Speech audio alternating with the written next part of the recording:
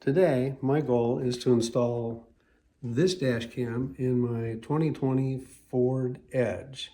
So we'll see how it goes. I've never tried a video like this before, and I've never tried this kind of thing before. So it's going to be interesting. Stay tuned. Well, let's see what's in the box. So I've unpacked it so you don't have to endure that part of it. Of course, you've got the front-facing camera, critical component. And then these are the bits and pieces for the rear-facing camera, and this is the rear-facing camera itself. And this is the plug-in, and they strongly suggest in the instructions to use this plug-in for safest operation. I'm not going to argue about that. And the 128 gigabyte SD card. This unit will take up to a terabyte card, so I'm going to see how long of a loop this will run and then decide if I want to upgrade. As of this filming, I checked on Amazon, and a 1 terabyte was like $110, so not terrible. And then we've got some very long cables. Be interesting to see how much of those I need. And then some bits and pieces that you need, cleaning wipes and stickies and electrostatic parts. This little tool is for pulling your headliner so you can tuck the cable in there. And of course, various books and information, and the sticker you can put in your car. Haven't decided if I want to do that or not. With the theme of always start with the end in mind, this is the end result, and I'll be showing you how I got to this point in the rest of the video. A couple things of note here is that the suction cup does not intrude into these bumpy things. It's just not going to stick long term if it's not that way. And then I've got a couple clips to keep it in place where it goes into the headliner. This is the power cord plugged in, and then this is the rear camera plugged in.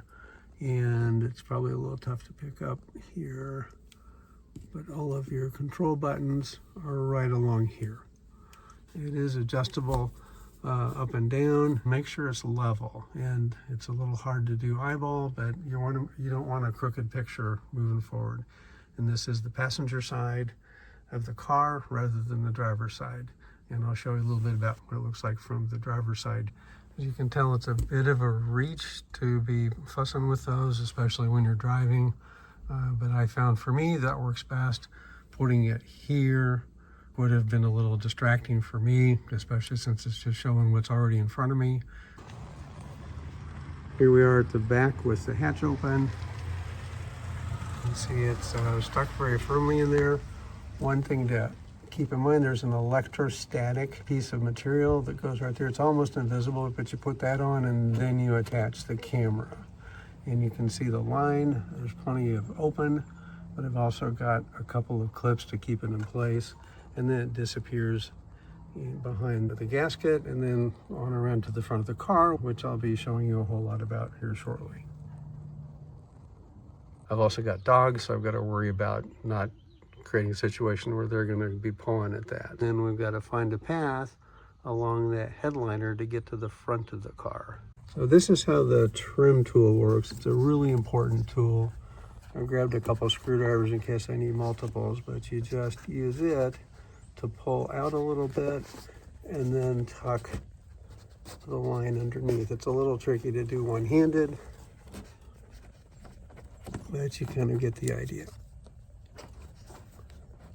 Pull out a little bit, and then it goes in like so. Here we're turning. Now I don't want to create too much of a crimp, so I'm leaving some extra to tuck behind here to create more of a loop, so we don't unnecessarily crimp the line. Get that tucked in, and I need to head this direction.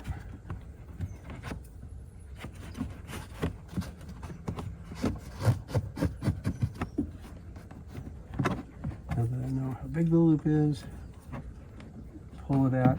Got to be really careful, because the worst thing you could do is crack one of these pieces of plastic. They're probably hundreds of dollars, even though it's a piece of plastic. So now that loop is in there, it's nicely rounded, not squared, so it should hold up just fine.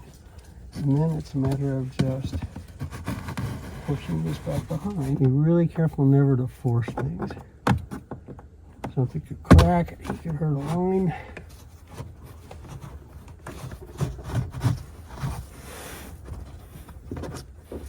Okay, so we're up to that point. I'm at the front of the car now, and I've got all this cable left to get from here. So this will run, and get the camera right. So this will run here, tuck up into here, and the camera's gonna go right where this piece of tape is. But I've got this big bundle of wire that I really don't want hanging around the dash of the car. So what I'm gonna do, I can't really cut and splice these, at least that's beyond my skill. I found a large void in this post, and I left a little tiny piece pulled out here, which I'll get tucked back in. So all that excess I was able to hide in here. So the line comes around. If I can get the angle, it's weird, you can see a little bit of wire there, comes over, and sorry for the angle changes, and it comes down to where it's going to end up. I've got a little bit of wiggle room. For me, I like getting all the wiring done and then do the installing the key components. So at this point, this goes from front to back. That was probably the hardest part, maybe not, but I'm pretty happy with that. I've got to run a second line to power it from here and get it up to the top and have it all hidden away. All right, some success. So we've got the plug-in plugged into here.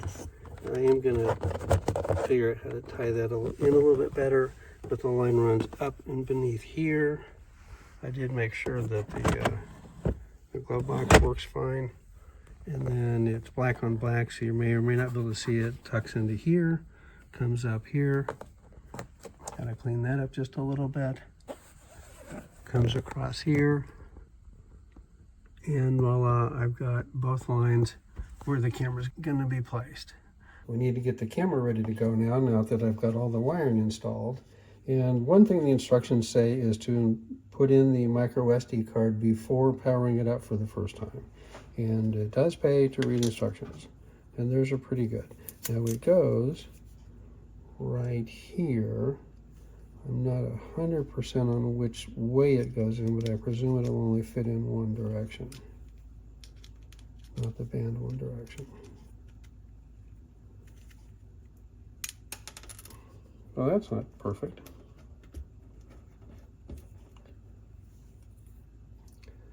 So I'm doing it facing back.